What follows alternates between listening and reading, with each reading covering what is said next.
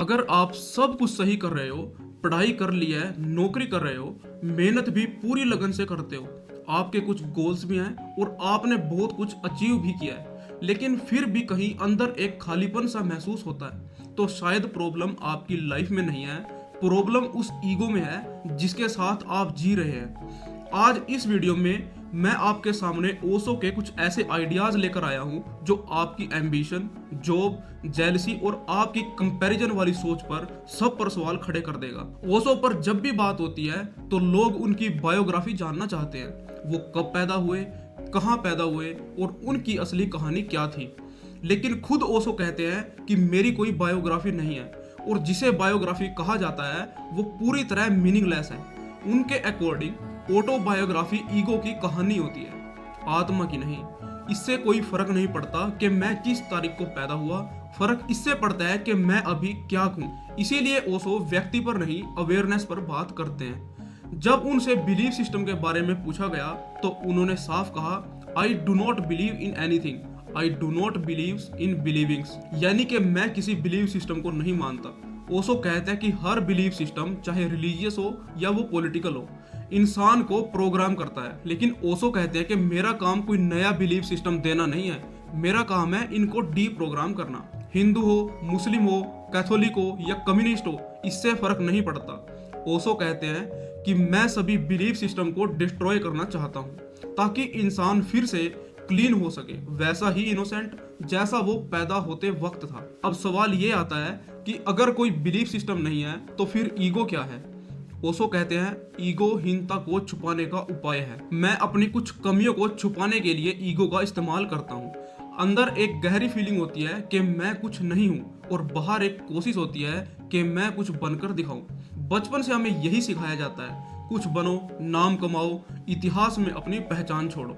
मतलब जैसे तुम हो वैसे काफी नहीं हो, आप कुछ ऐसा कीजिए जैसे आप नहीं हो।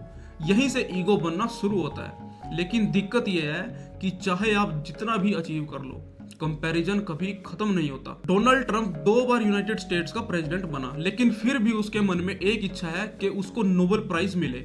नेपोलियन पूरी दुनिया जीत लेने के बाद भी अपनी हाइट को लेकर इनसिक्योर था।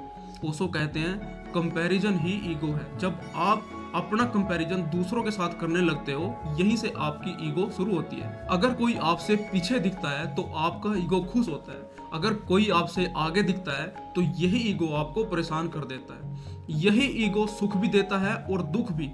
लेकिन ईगो से मिलने वाला सुख टेम्परेरी होता है, ये परमानेंट नहीं होता। जैसे मैंने कोई एक ऐसा काम कर दिया जिसके करने के बाद मुझे फीलिंग आई कि आज तो मैंने यह काम करके दिखा दिया, आज वो मुझसे जल गया होगा। ये सुख ऐसा है जैसे किसी घाव पर फूल रख देना। घाव ठीक नहीं होता, बस कुछ देर के लिए ढक जाता है और पूरी जिंदगी इसी तरह घाव ढकने में निकल जाती है।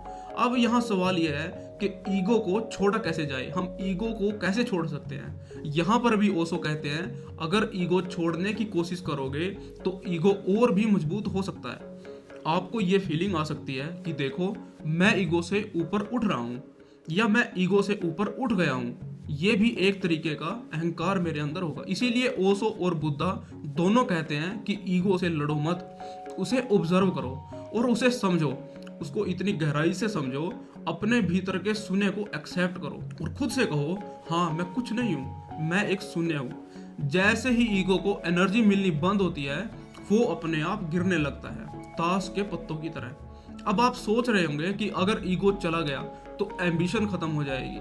तो ओशो कहते हैं ईगो जाएगा, एक्शन नहीं जाएगा। आप कार्य करते रहोगे। अब काम प्रेशर से नहीं होगा, कंपैरिजन से नहीं होगा, कंपटीशन से नहीं होगा। अब काम जॉय से होगा, फ्लो से होगा। आप कार्य को और ज्यादा खुशी से कर पाओगे।